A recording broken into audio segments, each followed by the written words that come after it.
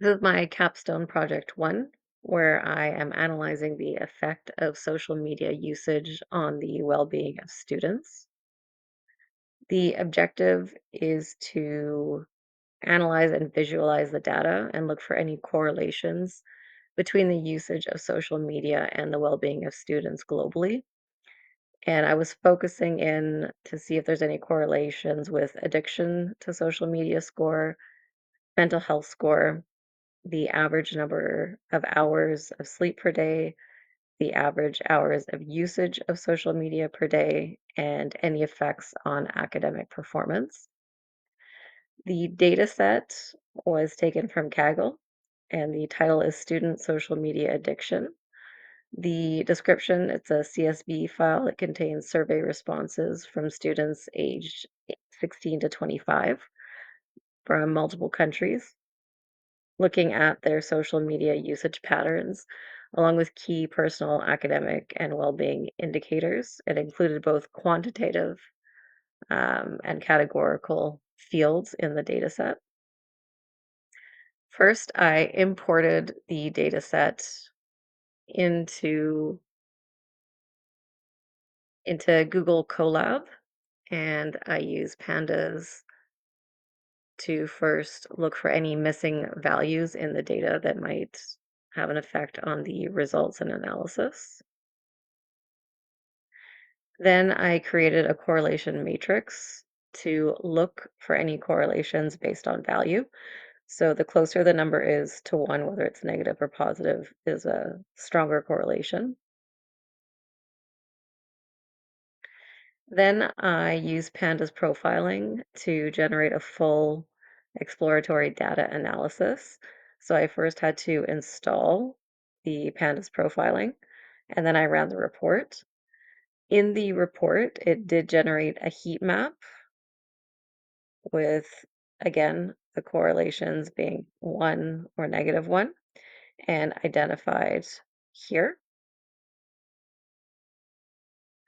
Using the correlation matrix and the heat map, I then did a charting analysis of the different factors. So this one is looking at hours of daily social media usage and the effect on their self-reported addiction score. I visualized this using Streamlit, and based on the chart, you can see a strong positive linear correlation. So as social media usage increased, the self-reported addiction score also increased. So those who spend more time on social media generally report higher levels of addiction to social media. Next, I evaluated the self-reported addiction scores and hours of sleep, and you can see the coding that I used to create this. Again, it was done using Streamlit. Now, it's a strong negative correlation that we can see here. So, as the addiction score goes up, the number of hours of sleep decreases. So, those who spend generally more time on social media report a higher addiction level and also lower levels of sleep per night. Next, I looked at the self-reported addiction score and their self-reported mental health score. So for mental health score, 1 was poor and 10 was excellent. So visualize the chart again using Streamlit, and it suggests a strong negative correlation. So as the addictions score increases, their mental health decreases.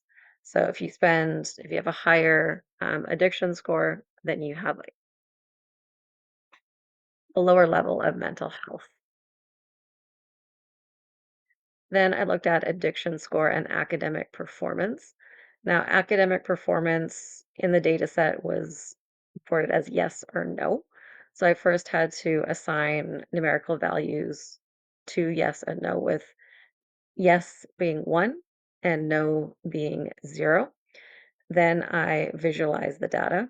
So as the addiction score goes up, we see that people were more likely to answer yes, that there was an effect on academic performance. And in the data set, they did clarify that the effect that was reported, if there was one, was a negative effect on their academic performance. So the higher the addiction score, it resulted in a negative effect on academic performance. So the overall results based on the data analysis and visualization is that a higher number of hours spent on social media is associated with a higher level of addiction to social media, and a higher level of addiction to social media is associated with less hours of sleep per night, a lower mental health score, so lower being negative, and a negative effect on academic performance.